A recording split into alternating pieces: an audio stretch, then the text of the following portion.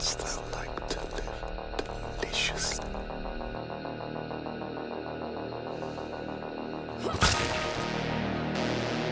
Chaos reigns. Please don't scream. Now, Sid, don't you blame the movies. Movies don't create psychos. Movies make psychos more creative.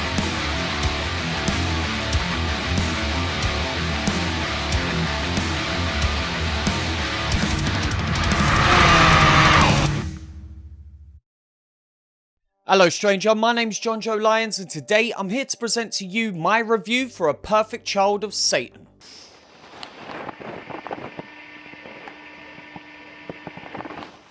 Written and directed by Lucifer Valentine, A Perfect Child of Satan stars Chelsea Chainsaw, with the synopsis simply posing the question, what could go wrong with internet dating? A Perfect Child of Satan is a film that I despised upon my first viewing. I found it to be a distractingly mean-spirited, hateful film that revelled in the abhorrent subject matter and ultimate fate of its main character, amounting to less of an artistic endeavour and more a pursuit of self-gratification on the filmmaker's part. Even in a world where the Vomit Gore series exists, this one left a horrible taste in my mouth and I swore I would never, ever review it for this channel.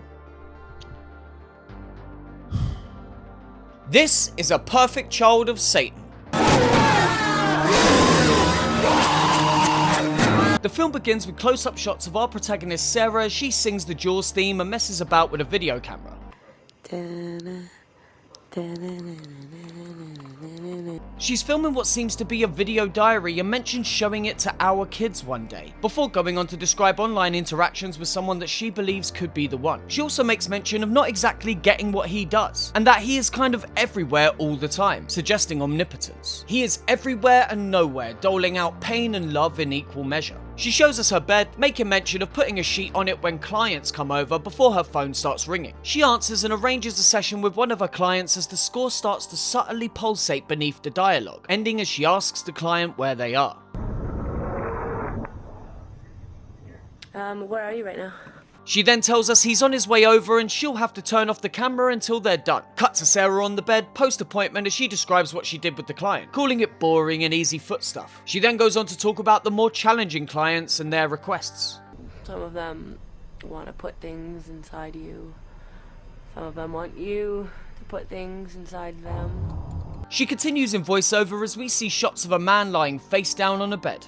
Sarah grabs his leash and puts her foot on his back. She talks about wanting to meet somebody who doesn't want her to do all of that. Someone who she can just be herself around, not a doll. I like that when she says the word dolls, the score starts to emit these evil sounds, much more in line with the score of Slaughtered Vomit Dolls, linking this short film to that film in again a much more subtle way. She whips him a few times and then we cut to Sarah on the bed explaining that while she is capable of doing this to men, she feels a little part of herself just isn't there during these interactions. I don't know, maybe kind of like a little part of myself just isn't there. Sarah is a person who craves an emotional connection, something that she can't achieve with these clients. Cut to Sarah sometime later as she talks about her internet lover, how she trusts him like no other, and how he trusts her in the same way. God, why are you doing this to me? I like here how the meaning of the dialogue that Sarah is using could be changed depending on the context. Is it an overly passionate, romantic sort of vibe? Or is it something that you would scream as somebody's about to murder you? I can't believe this is happening to me. The camera angle was horizontal throughout the scene, perhaps signalling the unhinged nature of her emotions. The score starts to kick in fully when we cut back to Sarah's bedroom. She introduces us to this video diary leading up to her meeting the man who she knows is the man of her dreams. They met online and have been speaking through DMs and email, and she's fully smitten, going on about his crazy sense of humour and their plans of meeting at his hotel. We see a close-up of her mouth as she says she had bad boyfriends and then tells herself not to doubt herself, which is pretty heartbreaking knowing what the future holds for this woman. She then tells us that she just feels so passionate about relationships. Cut to Sarah showing off her rad hair and then to her playing with this cute little meower. She calls the cat a slut before telling it that she loves her. Cuteness aside, her playing with the cat is interesting and important for later. The dialogue here, if said differently, could be taken as threatening, showing the fine line between love and hate. This also positions Sarah as the predator at the top of the food chain once again, with the lesser predator, the cat, in her control. Also, with this animal being a cat and a predator itself, that suggests that there are no victims, simply lesser predators, preyed on by the next killer in line. There are no innocents and everything's f***ed. The lucky ones dying alone and the worst having company to violently usher them off of this mortal coil. Cut to Sarah waking up once again talking about the man that she has arranged to meet with. She says that she doesn't know what he looks like and then starts to describe what she does know. 6 foot, broad shoulders, strong like he works out, dirty blonde hair, blue eyes and gorgeous. Intercut with this shot is another shot of Sarah filming herself upside down, either as a symbol of her whole world being turned upside down by love, or more likely the direction that she's expected to be taken by this love. Head first, straight down, express elevator to hell. She worryingly adds that in all his pictures she can't see his face, but skips over that and quickly goes back to talking about how hot his body is. It seems Sarah's attraction to the man's appearance far outweighs her own sense of self-preservation. Perhaps if she was thinking more clearly, she'd start to see the red flags, but as it is, Sarah is one whose concern with aesthetic could almost be a comment on the films of Lucifer Valentine in general. The most satisfying and narratively fulfilling concepts and content within this series can be found way below the surface level. And if for a moment we were to look at heaven, earth and hell as levels of narrative understanding, then the deepest and most meaningful truth would lie here in the kingdom of hell, in the pocket of this realm's king, Lucifer himself, aka filmmaker Lucifer Valentine. That's one way to justify none of his films making sense. Cut to Sarah talking about how she doesn't have anyone in her life, not anyone she cares about at least, and how much this man seems to take an interest in her. How he doesn't just take and take like everyone else. How she feels she could really give him a part of herself. I feel like I could really give him something, like I could give him a part of myself that I don't really give to anyone else.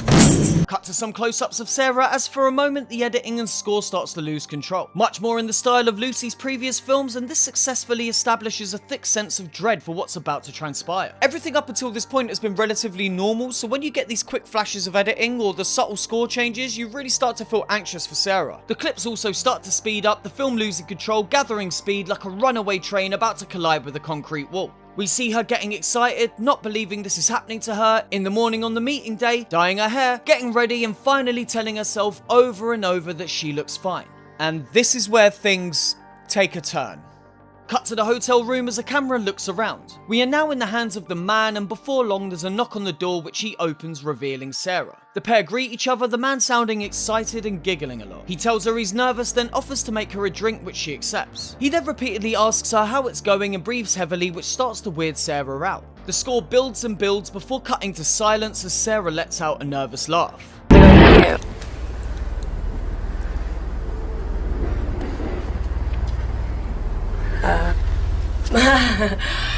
Then, this happens. What follows is a prolonged and graphic assault as the man attacks Sarah. And really, I don't think it's necessary to go into any further detail. If you're really chomping at the bit to find out exactly what happens with Sarah, go check out the movie, but it's horrendous. I mean, I've seen worse things happen in a Lucifer Valentine film, but there's something about this that's just horrid. The shots of the assault are intercut with images of the couple's online chats with her being so much in love. One thing I will say about this scene, while it's awful to watch, you can't help but appreciate the editing. The way that it's cut uses Sarah's screams and begging for her life as an instrument in and of itself, helping to build the intensity of the actions taking place and really just bombard the viewer with as much horror as possible. The pain and misery that Sarah is experiencing infects all aspects of the production, leaving you nowhere to turn. It's so much. Cut to Sarah face down on the bathroom floor covered in blood. We then get a title card and the film mercifully cuts to black. The end! A Perfect Child of Satan is a nasty little film made even nastier by its departure from and savage return to the usual Lucy V aesthetic. Sarah is the first character I've come across in Lucy's filmography that's presented in a relatively normal fashion, with everything leading up to the date being set in our reality. The lack of stylistic choices from the filmmaker, such as visual slowdown or auditory distortion, for the first time allows us to connect with the character in a way that we never could with Angela Aberdeen. It does make me wonder what my feeling of Angela would have been had I been given time to get to know her in the same way prior to her descent into hell. This reality-based build-up makes the extreme violence and stylistic presentation of the concluding act all the more shocking, given the fact that by this point we've been able to make an emotional connection with Sarah, without having to climb all the narrative walls usually in our path. The grounded vlog-style presentation in the first half, paired with the actor's naturalistic performance, really helps make the character seem believable. And like any other vlogger you might see on YouTube sharing their day-to-day life, this makes her demise all the more heartbreaking. The vastly more subtle choices made by the filmmaker make A Perfect Child of Satan probably his scariest film to date. It's ironic that the absence of the usual Lucy V aesthetic leads to his most effective attempt at filmmaking. I hate how much he makes me feel for Sarah as well. The small instances of Sarah displaying anxiety and possible mental health complications allows us to empathize with her and her need to be loved. Repeating over and over to herself that she looks good or she'll be fine is a situation I'd wager a lot of you have had to deal with in the past. I do a similar thing every time I click record, and this once again gives credibility to the character. By the end of the vlog, you just want to give her a hug, a cup of tea, a shoulder to cry on, and tell her it's okay, hopefully disrupting her need for validation from the c***s that inhabit this world, all of which of course she is not destined to receive. I see Sarah as us, the internet and social media generation. The YouTuber desperate to sell themselves in an effort to be seen as special, hoping that the validation or self-actualization that one could gain from a like, share or subscription will fill this bottomless pit where their self-esteem should be. Subscribe if you haven't already. The man? He is the audience, capable of love but also equally capable of hatred in its purest form, ready to rip and tear the performer apart, taking from them what they need and perceive to be rightfully theirs. They are the consumer, starving for content to consume but never be content. She is essentially on a desperate journey to love and be loved, hoping that within her she possesses something that others do not, leaving her vulnerable and open to a higher level of personal risk, manipulation and ultimately rejection. On a technical level, it's a found footage movie, so you know what to expect. It really isn't until the climax that things start to get more interesting, with the score and editing becoming much more extreme and engaging. Overall, on the surface, it's a movie about a woman falling in love and then getting murdered, but beneath I found a lot to like about Lucifer's most normal and yet most horrible film. So that was my review of A Perfect Child of Satan. Have you seen it? If you have, let me know in the comments below what you thought. I'm glad I came back and gave this one another chance. It's probably my second favourite film he's ever made. My name's Jonjo Lyons. Stay frosty.